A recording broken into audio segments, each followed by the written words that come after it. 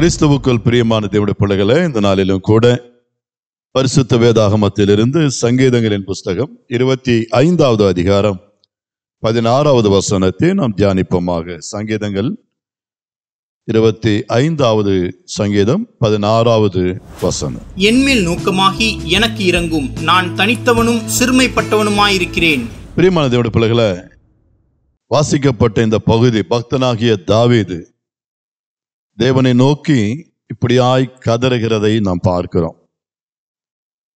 அப்பனே, என்மேல் நோக்கமாகி எனக்கு இறங்கும், நான் தனித்தவனும் சிறுமைப்பட்டவனுமாயிருக்கிறேன்.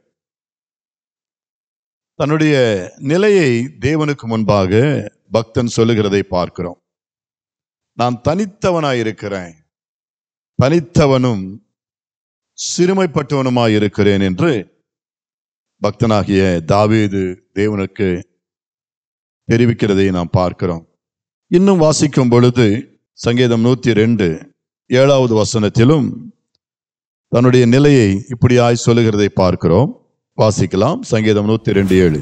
நான் நித்திரை இல்லாமல் வீட்டின் மேல் தனித்திருக்கும் குருவியைப் போல இருக்கிறேன். ஆமென். பிரியமான தேவனுடைய பிள்ளைகளே, தன்னுடைய தனிமையை குறித்து தேவனுக்கு முன்பாக வேதனையோடு தெரியப்படுத்துகிறதை பார்க்கிறோம். நான் நித்திரை இல்லாமல் வீட்டின் மேல் தனித்திருக்கும் குருவியைப் போல இருக்கிறேன் என்று ஒரு குருவிக்கு ஒப்பிட்டு பேசுகிறதை பார்க்கிறோம். எனக்கு அருமையான தேவ ஜனமே, இங்கே பக்தன் தனிமையை குறித்து பேசுகிறார். தனிமையாய் இருப்பது நல்லதல்ல என்று ஆண்டவர் சொல்லியிருக்கிறார். பொதுவாகவே தனிமையில் இருப்பது இனிமையானது தான். ஆனால் தனியே இருப்பது அது கொடுமையானது. இன்றைக்கு அநேகர் தனிமையிலே இனிமை காண்பார்கள். ஆனால் தனித்து விடப்படும் பொழுது, அவர்கள் தனித்திருக்கிறவர்களாக உணரும் பொழுது, அது அவர்களுக்குள்ள ஒரு மனவேதனை, மன உளைச்சலை உண்டாக்கும். இன்றைக்கு சமுதாயத்தில் நம்மாலே பார்க்க முடியும். தனித்து விடப்பட்டவர்கள், கைவிடப்பட்டவர்கள், ஆதரவற்றவர்கள், ஒருவராலும் நேசிக்கப்படாத, ஆமென், எல்லாராலும் வெறுக்கப்பட்டவர்கள்.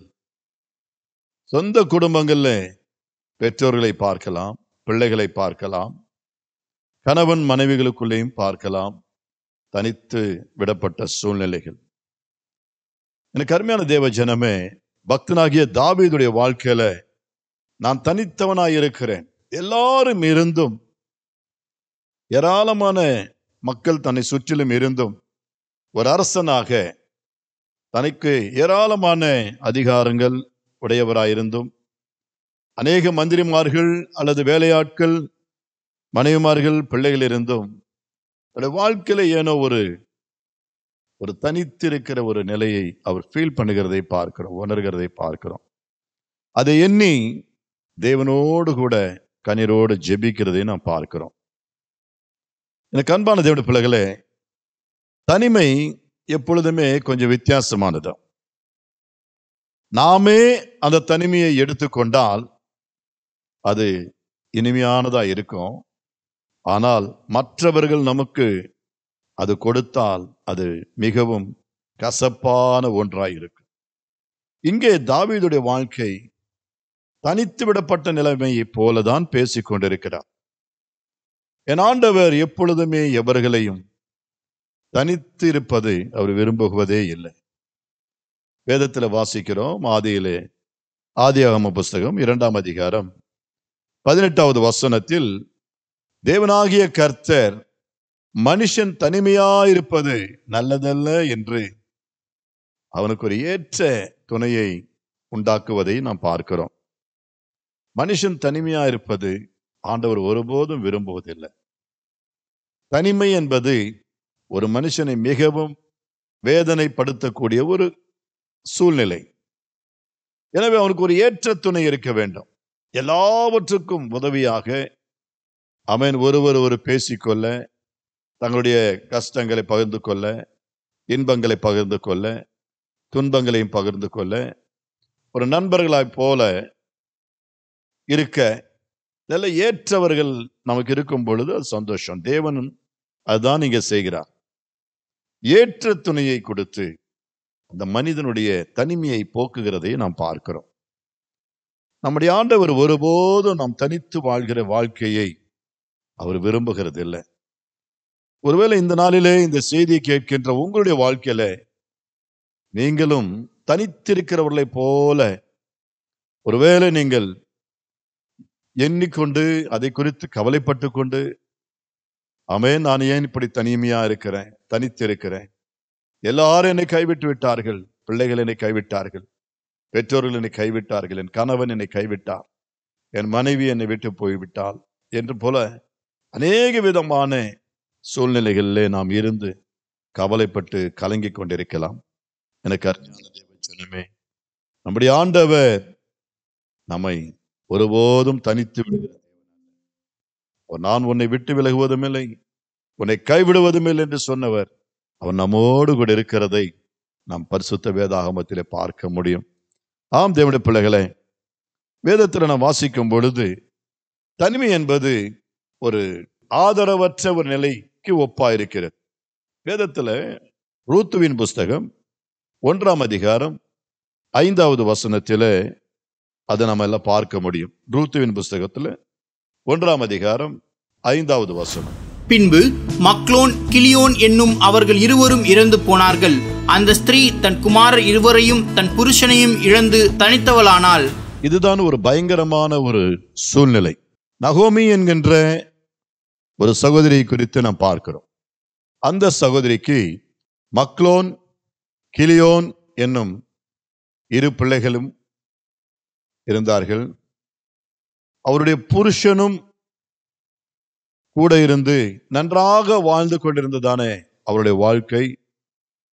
திடீரென்று அவர்கள் அந்த எருசலேமை விட்டு மோவாப் தேசத்திற்கு சென்ற போது அங்க அந்த 2 மகன்களும் தன்னுடைய புருஷனையும் இழந்தவளாய் தனித்து வாழ்கிற மகளாய் காணப்படுகிறார்.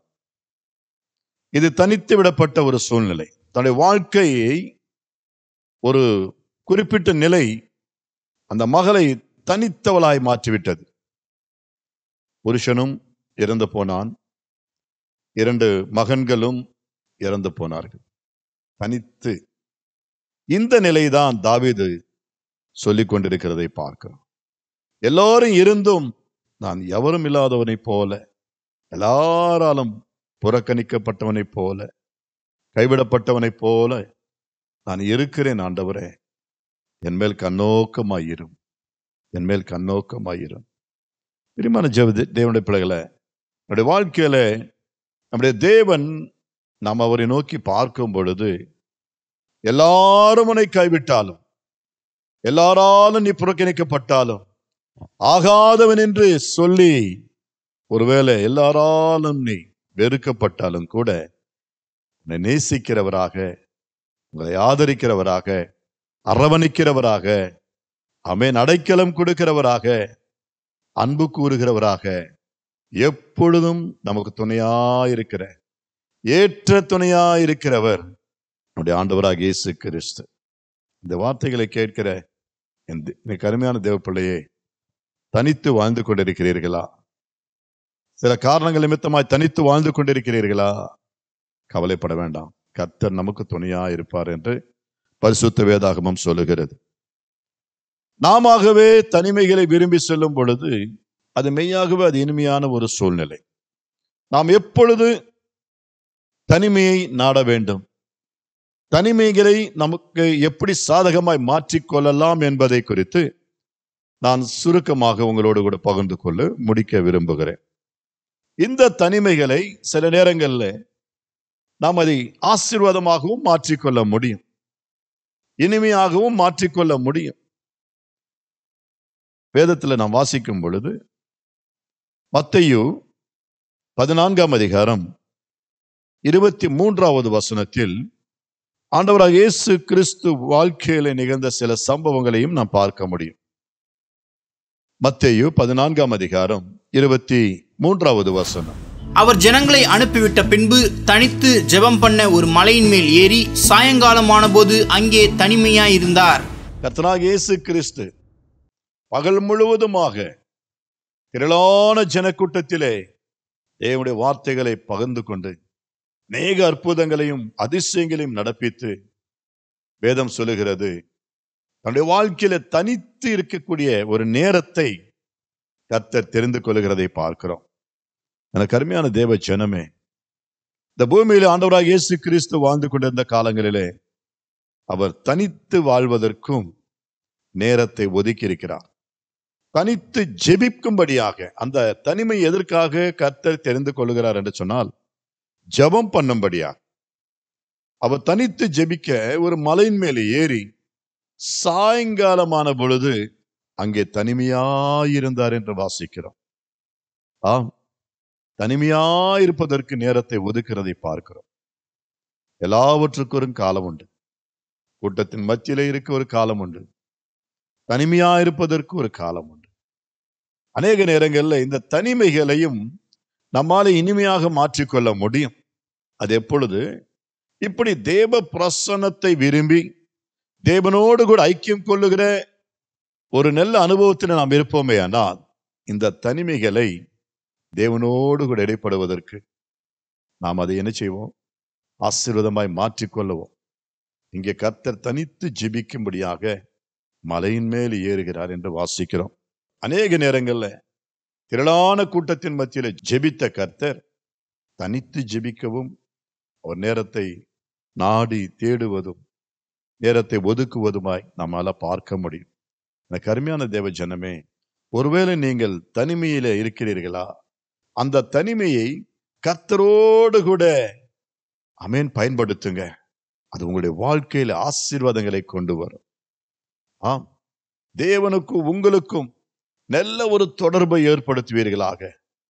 கர்த்தரை நோக்கி ஜெபிப்பதற்காக, உங்களுடைய காரியங்களை தெரியப்படுத்துவதற்காக, உங்களுடைய எல்லாவற்றையும் தேவனுக்கு வெளிப்படுத்துவதற்காக, விடுதலையோடு தேவனை மகிமைப்படுத்த ஆராதிக்க அது பயன்படுத்துவீர்களாக. ஏனென்றால் அநேக நேரங்கள்ல கூட்டத்தின் மத்தியிலே, குடும்பங்களிலே, ஜனக்கூட்டத்திலே நாம் ஒருவேளை விடுதலையோடு ஆராதிக்க முடியாமல் போகலாம், ஜெபிக்க முடியாமல் போகலாம், வேதத்தை வாசிக்க முடியாமல் போகலாம். ஏனென்றால் அநேக விதமான டிஸ்டர்பன்சஸ் அங்கே இருக்கும். ஆம், அவைகளுக்கு நாம் நீங்களாக இந்த தனிமைகளை நம்மால் என்ன செய்யணும்? பயன்படுத்திக் கொள்ள முடியும். பிரியமான பிள்ளைகளை, இது தனிமை நல்லதல்ல என்று சொல்லும் பொழுது, தனிமை நம்முடைய வாழ்க்கையில அநேக தீய சிந்தனைகளையும் எண்ணங்களையும் யோசிக்கக்கூடியதாக அது மாறும். எனவே இந்த தனிமையை நாம் தேவனுடைய பாதத்திலே, பிரசன்னத்திலே நாம் செலவழிக்கும் பொழுது அது தேவன் ஆசீர்வதிக்கிற ஒரு நல்ல நேரமாய் காணப்படும். நாம் பேச அவர் கேட்க, அவர் பேச நாம் கேட்க, தேவனை மகிமைப்படுத்த, கர்த்தரை ஆவிலே கலிகூர்ந்து மகிமைப்படுத்த நல்ல ஒரு ஸ்லாக்கியமா இருக்கும். பயப்படாதிருங்கள், கலங்காதிருங்கள். அந்த நேரத்தை தேவனோடு செலவழிக்க பாருங்க. ஆம், ஆண்டவருடைய வார்த்தை சொல்லுகிறது, நீங்களோ ஜெபிக்கும் பொழுது உன் அறைக்குள்ளே போய் அந்த அறைக்கதவை சாத்தி, ஆமென், தனிமேலே தேவனோடு கூட தேவனை நோக்கி ஜெபியுங்கள் என்று ஆண்டவராக இயேசு கிறிஸ்து நம்முடைய சீடர்களுக்கு கற்றுக் கொடுக்கிறதை பார்க்கிறோம். ஆமென், ஹல்லேலூயா. பிரியமான தேவனுடைய பிள்ளைகளை, நாம் தனிமையில ஜெபிக்கும் பொழுது தேவன் வல்லமையாய் நம்மோடு இறைப்படுவார். ஆண்டவராக இயேசு கிறிஸ்து அநேக நேரங்களிலே அவர் தனிமையாக நேரத்தை செலவழிக்கிறதை பார்க்கிறோம். அவர் தனித்து விடப்பட்டவராயில்ல, அவரே நாடி அந்த நேரத்தை ஒதுக்கி தேடி அதை பிரயோஜனப்படுத்திக் கொள்கிறதை பார்க்கிறோம். நம்முடைய வாழ்க்கையில கூட ஒருவேளை நாம் தனிமையை நோக்கி செல்லவில்லை என்றாலும் கூட அந்த தனித்து விடப்பட்ட சூழ்நிலையை நாம் பயன்படுத்தும் பொழுது மெய்யாகவே கர்த்தர் நம்முடைய வாழ்க்கையை ஒரு ஆசீர்வாதமானதாக அவர் மாற்ற வல்லவராயிருக்கிறார். ஆண்டவராக இயேசு கிறிஸ்து அவருடைய சீடர்களுக்கு அநேக காரியங்களை கற்றுக் கொடுத்தார். விசேஷமாக நாம் வேதத்தில் வாசிக்கும் பொழுது இதற்கென்றே தம்முடைய சீடர்களை தனிமையான இடங்களுக்கு அழைத்து செல்கிறார். வாசிப்போம். மார்க் 6ஆம் அதிகாரம் 31வது வசனத்தில் இப்படியாய் கர்த்தருடைய வார்த்தை சொல்லுகிறது. மார்க் எழுதிய சுவிசேஷம் 6ஆம் அதிகாரம் 31வது வசனம். அவர் அவர்களை நோக்கி, வனாந்திரமான ஒரு இடத்தில் தனித்து சற்றே இளைப்பாறும்படி போவோம் வாருங்கள் என்றார். ஏனெனில் வருகிறவர்களும் போகிறவர்களும் அநேகராயிருந்தபடியினால் போஜனம் பண்ணுகிறதற்கும் அவர்களுக்கு சமயம் இல்லாதிருந்தது. பார்த்தீர்களா பிரியமான தேவனுடைய பிள்ளைகளே, there was no time. ஆண்டவராகிய இயேசு கிறிஸ்துவுக்கும் சீடர்களுக்கும் அநேகர் வருகிறவர்களும் போகிறவர்களுமா இருந்தார்கள்.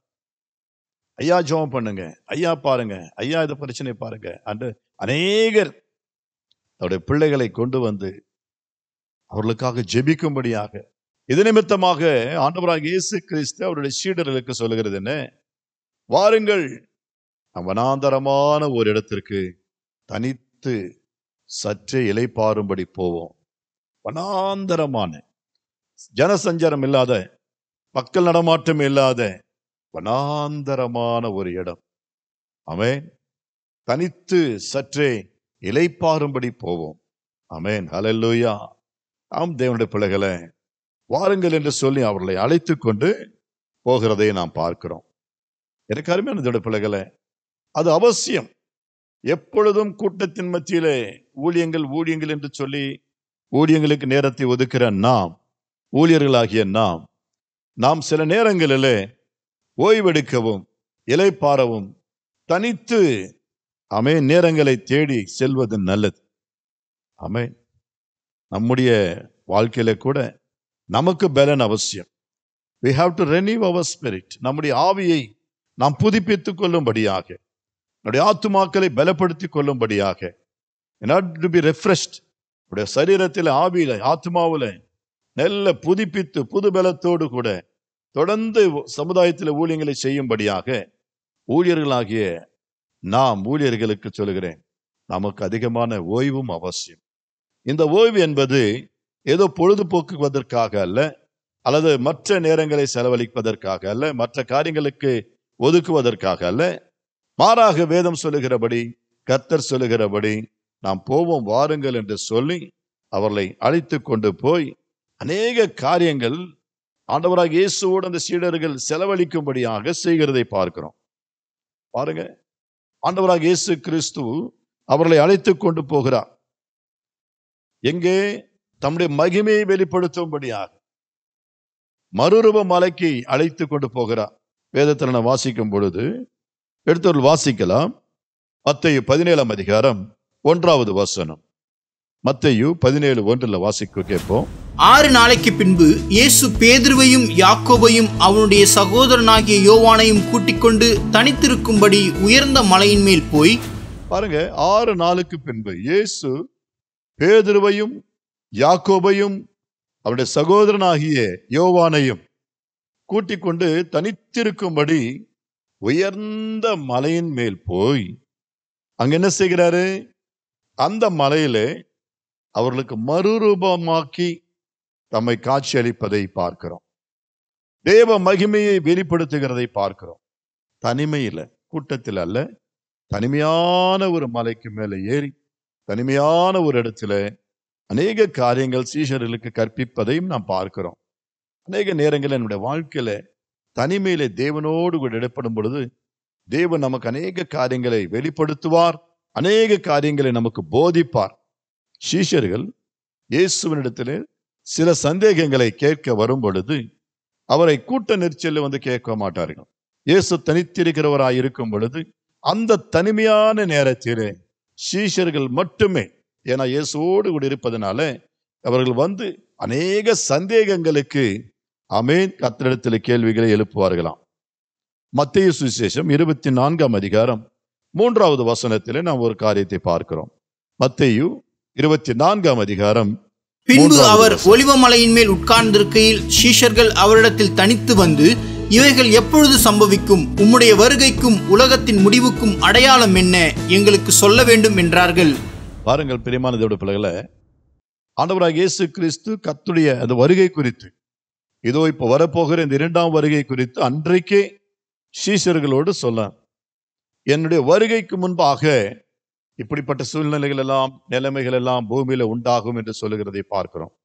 அநேக காரியங்கள் சம்பவிக்க போகின்ற காரியங்கள் எல்லாவற்றையும் குறித்து ஆண்டவராகிய இயேசு கிறிஸ்து அவர்களுக்கு விலாவரியாய் சொல்லிக் கொண்டிருக்கிறார். நான் 2ஆம் வருகைக்கு முன்பாக, நான் வருவதற்கு முன்பாக பூமி அதிர்ச்சிகள் வரும், பஞ்சங்கள் உருவாகும், மக்களுக்கு ஆமென் அன்பு தனிந்து போகும், மக்களுக்குள்ள கொள்ளை வெறி பொல்லாத அவன் துன்மார்க்கர்களாய் மக்கள் வாழ்வார்கள் என்றெல்லாம் அநேக காரியங்கள் ஆமென் ஜனத்திற்கு விரோதமாய் ஜனங்களும் ராஜ்யத்திற்கு விரோதமாய் ராஜ்யங்களும் பஞ்சங்கள் பட்டினிகள் இது போன்ற சூழ்நிலைகள் எல்லாம் நீங்கள் காணும் பொழுது கொள்ளை நோய்கள் பலவிதமான கொள்ளை நோய்கள் உங்கள் மத்தியிலே காணப்படும் பொழுது நீங்கள் உணர வேண்டும், இதோ நான் வருகிறேன் என்பதையெல்லாம். இந்த விஷயங்களை கர்த்தர் எப்பொழுது சொல்கிறார் என்று சொன்னால், அவர் ஒலிவ மலையின் மேலே ஏறின பொழுது, ஆண்டவராக இயேசு கிறிஸ்து தனித்திருக்கும் பொழுது அந்த சீஷர்கள் வந்து கேட்கிறார், ஆண்டவரே இதெல்லாம் எப்பொழுது சம்பவிக்கும்? நீர் எப்பொழுது பூமிக்கு வருவீர்? அதற்கு முன்பாக என்னென்ன அடையாளங்கள் நடக்கும் என்று சொல்லும் பொழுது இந்த அடையாளங்களை ஆண்டவராக இயேசு கிறிஸ்து அவர்களுக்கு முன்பாக சொல்லுகிறதை பார்க்கிறோம். இது போல நாமும் நம்முடைய தனிமையில என்ன சந்தேகங்கள் இருந்தாலும் நம்ம ஆண்டவரோடு கூட பேசி தெரிந்து கொள்ள முடியும். ஆமென். எனக்கு அருமையான தேவ ஜனமே, தனிமை அது இனிமையாக மாற்றிக்கொள்வது என்பது தேவனோடு கூட நம்ம இடைப்படும் பொழுது அது மிகவும் ஆசீர்வாதமாக மாறும். நம்முடைய கேள்விகளுக்கெல்லாம் கர்த்தர் பதில் கொடுக்க வல்லவராய் இருக்கிறார். ஆமென். ஹல்லேலூயா. எடுத்து மார்க்கு சுவிசேஷம் 4ஆம் அதிகாரம் 10வது வசனத்திலும் கூட மீண்டும் ஒரு சம்பவத்தை பார்ப்போம். மார்க்கு 4ஆம் அதிகாரம் 10வது வசனம். அவர் தனித்திருக்கிற போது 12 கூட அவரை சூழ்ந்திருந்தவர்கள் இந்த உவமை குறித்து அவரிடத்தில் கேட்டார்கள். ஆண்டவராக இயேசு கிறிஸ்து விதைக்கிறவனை குறித்த அந்த உவமையை அங்கு சொல்லுகிறதை பார்க்கிறோம். விதைகள், நல்ல நிலத்தில் விழுந்த விதைகள், கற்பாரின் மேல் விழுந்த விதைகள், வழி அருகே விழுந்த விதைகள், முட்களிலே விழுந்த விதைகள், கர்த்தருடைய வார்த்தையை குறித்தும் ராஜ்யங்களை குறித்தும் அநேக உவமைகளாக ஒரு பேசிக் கொண்டிருக்கும் பொழுது இயேசுவோடு கூட இந்த சீடர்களுக்கு சில நேரங்களில் ஒன்றுமே விளங்காது, புரியாது. எனவே இவர்கள் என்ன பண்ணுவார்கள் என்றால், அந்த கூட்டத்திலே எல்லாரும் போல தலாட்டிக்கிட்டு இருப்பாங்க. எல்லாம் புரிந்தவர்களை போல தலாட்டிக்கிட்டு அந்த நேரத்தில் மௌனமா இருந்து, இயேசு தனிமையா இருக்கும் பொழுது, அவர் தனித்திருக்கையிலே அவரிடத்தில் வந்து இதனுடைய ஊமையினுடைய இந்த கதையினுடைய நீங்க சொன்ன அந்த இல்லஸ்ட்ரேஷனுடைய ஆமென் அர்த்தம் என்ன ஆண்டவர் என்று சொல்லி அவரிடத்துல கேட்டு தெரிந்து கொள்வார்களாம். எனக்கு அருமையான தேவ ஜனமே, இதை போல நம்ம தனிமையில தேவனோடு கூட இடைப்படுவதற்கு ஒரு மிகப்பெரிய ஸ்லாக்கியமாய் நாம் கருதுவோமாக. நாம் தனிமை என்பது ஒரு வேதனைக்குரிய நேரமாக எண்ணாமல், ஐயோ எல்லாரும் என்னை கைவிட்டார்களே சந்தோஷப்படுவோமாக. எல்லாராலும் நாம் புறக்கணிக்கப்படும் பொழுது சந்தோஷப்படுவோமாக. இதுவும் நல்ல ஒரு வாய்ப்பு தான் தேவனோடு கூட. ஆமென். ஹல்லேலூயா. அநேக நேரங்களில் நமக்கு தனிமை கிடைப்பது கஷ்டம், பிரியமான தேவனுடைய பிள்ளைகளே. தேவன் அநேக நேரங்களிலே தனிமையை விரும்பி தனிமையை பயன்படுத்தி கொள்ளுகிறதை பார்க்கிறோம். ஆண்டவராக இயேசு கிறிஸ்து தனித்தவராக இருந்த பொழுது நேரத்தை வீணாக்காமல் ஜெபிக்கிறவராகவும் தியானிக்கிறவராகவும் தேவ உபதேசங்கள் உபதேசிக்கிறவராகவும் தன்னுடைய சீடர்களுக்கு பயிற்சி கொடுக்கிறவராகவும் அவருடைய சந்தேகங்களுக்கெல்லாம் விளக்கம் அளிக்கிறவராகவும் ஆமென் அந்த நேரங்களை பயன்படுத்தினார். நாமும் கூட நம்முடைய தனிமையில கர்த்தரோடு கூட இடைப்படக்கூடிய ஒரு நல்ல ஒரு அனுபவத்தை நாம் ஏற்படுத்தி கொள்வோமாக. எல்லா சூழ்நிலைகளிலும் நம்முடைய ஆண்டவர் ஒருபோதும் நம்மை திக்கற்றவர்களாய் விடமாட்டார். ஆமென். எப்படி அந்த மனிதன் தனிமையாயிருப்பது நல்லதல்ல என்று சொல்லி ஏற்ற துணையை உண்டாக்கி அந்த ஆதாமுக்கு தேவன் நல்ல ஒரு துணையை கொடுத்தாரோ, அதே போல நம்முடைய வாழ்க்கையில பிதாவாகிய தேவன் பரிசுத்த ஆவியானவரையும் ஆண்டவராகிய இயேசு கிறிஸ்துவையும் நமக்கு துணையாய் கொடுத்திருக்கிறார். யோவான் 16ஆம் அதிகாரம் 32வது வசனத்தில் நான் வாசிக்கும் பொழுது, யோவான் 16:32, இதோ நீங்கள் சிதறுண்டு அவனவன் தன் இடத்துக்கு போய் என்னை தனியே விட்டுவிடும் காலம் வரும், அது இப்பொழுது வந்திருக்கிறது. ஆனாலும் நான் தனித்திரேன், பிதா என்னுடனே கூட இருக்கிறார். ஆமென். பிரியமான தேவனுடைய பிள்ளைகளே, நீங்கள் சிதறுண்டு அவனவன் தன் இடத்துக்கு போய் ஆமென் என்னை தனியே விட்டுவிடும் காலம் வரும். இயேசுநாதர் சொன்னார். அந்நாட்களில் சீடர்கள் சொன்னார், என்னை தனியே விட்டு போகிற காலம் வரும். அதனால நான் தனித்தவனாய் மாறிவிட மாட்டேன். ஏனென்றால் நான் தனித்திரேன், பிதா என்னுடனே இருக்கிறார், என்னை அனுப்பினவர் என்னோடு கூட இருக்கிறார் என்று கர்த்தராகிய ஆண்டவர் சொல்லுகிறதை பார்க்கிறோம். அன்பு தேவனுடைய பிள்ளைகளே, நம் கர்த்தரும் தனித்திருக்க அவர் ஒருபோதும் நம்மை விடுகிறதில்லை. அவரும் நம்மோடு கூட இருக்கிறார். சீஷர்களை சர்வ சிருஷ்டிக்கும் சென்று சுவிசேஷத்தை அறிவியுங்கள் என்று சொன்னவர் அவருக்கு பின்னே போய் அற்புதங்களினாலும் அடையாளங்களினாலும் அதிசயங்களை காணும்படியாக அவருடைய வார்த்தைகளை உறுதிப்படுத்தும்படியாக அவர்களோடு கூட சென்றார் என்று மார்க்கு கடைசி வசனத்தில் நாம் பார்க்கிறோம். ஆம் பிரியமான தேவனுடைய பிள்ளைகளே, நம்முடைய ஆண்டவர் ஒருபோதும் நம்மை தனித்து விடுகிற தேவன் அல்ல. கர்த்தர் நம்மோடு கூட இருக்கிறார். நம்மை வழிநடத்துகிற தேவன். நம்மை ஒருபோதும் திக்கற்றவர்களாய் விடார். கர்த்தர் தனிமையை நம்முடைய வாழ்க்கையில அனுமதிக்கிற தேவன் அல்ல. நாம் எப்பொழுதும் நாம் துணையாயிருக்க வேண்டும். நம் துணையே கர்த்தர் தான். நீதிமானுக்கு கர்த்தரே துணை. தேவ பிள்ளைகளுக்கு அவர் துணையாயிருக்கிறவராயிருக்கிறார். திக்கற்றவர்களுக்கும் அவர் துணையாயிருக்கிறார். ஆமென். விதவைகளுக்கும் தேவன் துணையாயிருக்கிறார். ஆகவே இந்த நாளிலும் கூட நம்முடைய வாழ்க்கையில தனிமையை எண்ணி நாம் கலங்காமல், கவலைப்படாமல், நான் தனித்தவனாய் இருக்கிறேன், எல்லாராலும் நான் கைவிடப்பட்டவனாய் இருக்கிறேன், ஒரு குருவியை போல இருக்கிறேன் என்று ஒருவேளை சில சூழ்நிலைகள் நிமித்தமாக கலங்கி கதறுகிறவர்களா இருந்தாலும் ஆண்டவராகிய இயேசு கிறிஸ்துவை போல நம்முடைய வாழ்க்கையில அந்த தனிமையை நாம் ஆசீர்வாதமாக மாற்றிக்கொள்வோம். கர்த்தர் நம்மோடு கூட தொடர்ந்து இடைப்படுவாராக. God bless you. கர்த்தர் உங்களை ஆசீர்வதித்து வழிநடத்துவாராக. Thank you.